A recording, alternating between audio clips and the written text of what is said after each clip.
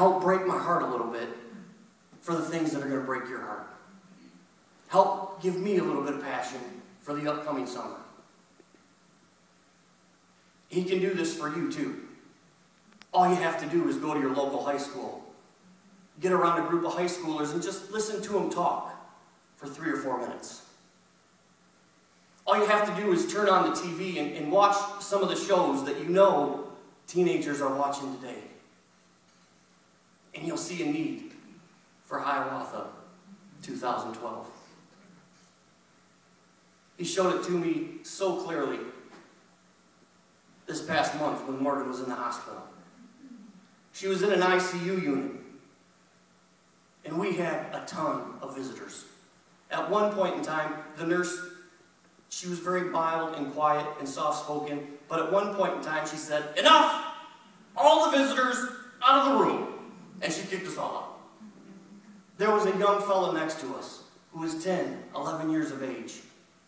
For 48 hours that Laura and I were with Morgan in the adjoining room, this little fella had nobody come to see him. And I can guarantee you that if you talk with some youth leaders who are even here this evening, they'll tell you the story of 1 or 2 kids who will come to Hiawatha in 2012 And if they were put in that same situation, they would have nobody come to see them. And they need to see the love of Jesus Christ in Hiawatha this coming summer. Reason number 3, my dad exaggerates. While he exaggerates, I can guarantee you, he doesn't lie. Allison has mentioned going to concerts and hearing people in testimony of Hiawatha Youth Camp. My brother and I and sister-in-law were in New York this past Sunday. We didn't have to introduce Hiawatha to the pastor because he knew of Hiawatha. He'd heard himself of Hiawatha. My father will say that there are thousands that are in full-time ministry because of Hiawatha.